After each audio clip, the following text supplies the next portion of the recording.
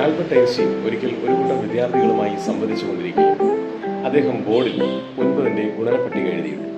9ന്റെ ഗുണനപ്പട്ടിക ആദ്യം 9x1 9 തുടങ്ങി 9x9 81, അവസാനത്തെ വരി അദ്ദേഹം 9x10 91 എന്ന് എഴുതി.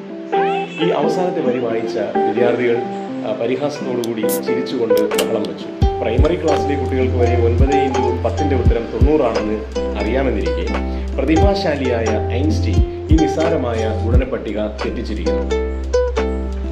ബഹളം അടങ്ങാൻ ഐൻസ്റ്റീൻ ക്ഷമയോടെ കാത്തുനിന്നു. എന്നിട്ട് അവരോട് പറഞ്ഞു, തന്നിട്ടുള്ള 10 ചോദ്യങ്ങളിൽ 9ന്റെയും ഉത്തരം വളരെ ശരിയായി ഞാൻ എഴുതി.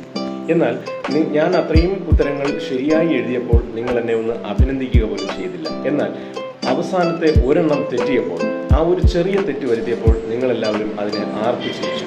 ഇതിനൊരു വലിയ അർത്ഥമുണ്ട്.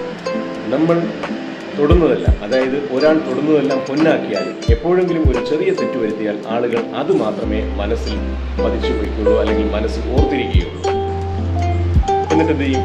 എന്നിട്ട് മറ്റു നേട്ടങ്ങളെയെല്ലാം മറന്ന് ഈ ചെറിയ തെറ്റിനെ നോക്കി പരിഹസിച്ചുകൊണ്ടേയിരിക്കും. നമ്മുടെ തെറ്റുകൾ മാത്രം ഓർത്തു വയ്ക്കുന്നവരാണ് മിക്ക മനുഷ്യരും. ഇതെല്ലാം നമ്മുടെ ഓരോരുത്തരുടെയും ജീവിതത്തിൽ നമുക്ക് അനുഭവമുള്ളതാണ്.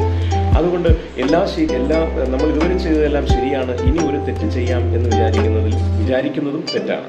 അപ്പോൾ മനുഷ്യരുടെ സ്വാഭാവികമായ പ്രത്യേകതയാണ് നമ്മുടെ ശരികളെയെല്ലാം എത്ര ശരികൾ ചെയ്താലും ആ ശരികൾ ഒരു തെറ്റ് വരുമ്പോൾ ആ ശരികളെയെല്ലാം മനഃപൂർവ്വം മറന്നുകൊണ്ട് ആ തെറ്റിനെ ഫോക്കസ് ചെയ്ത്, ആ തെറ്റിനെ പ്രൊജക്റ്റ് ചെയ്ത് പ്രവർത്തിക്കുന്നവരാണ്, അല്ലെങ്കിൽ അതിനെ ഓർത്തു വെച്ചുകൊണ്ട് പ്രതികരിക്കുന്നവരാണ് മനുഷ്യരെല്ലാവരും. അപ്പോൾ ഇത്തരം സാഹചര്യങ്ങൾ നമുക്ക് എല്ലാവർക്കും ഉണ്ടാകാം, എല്ലാവരുടെ ജീവിതത്തിൽ ഉണ്ടാകാം. നമ്മളവിടെ ശ്രദ്ധിക്കേണ്ട ഒരു കാര്യമെന്ന് പറയുന്നത്, ഇത്തരം വിമർശനങ്ങൾ നമ്മുടെ ജീവിതത്തിൽ ഉണ്ടാകാം. ഇത്തരം വിമർശനങ്ങൾ ഉണ്ടാകുമ്പോൾ ഒരിക്കലും നമ്മുടെ ആത്മവിശ്വാസം തകരാൻ അനുവദിക്കരുത്. അങ്ങനെ നമ്മുടെ ആത്മവിശ്വാസം തകർന്നാൽ നമ്മുടെ വിജയത്തിന് അത് തടസ്സമായി മാറും.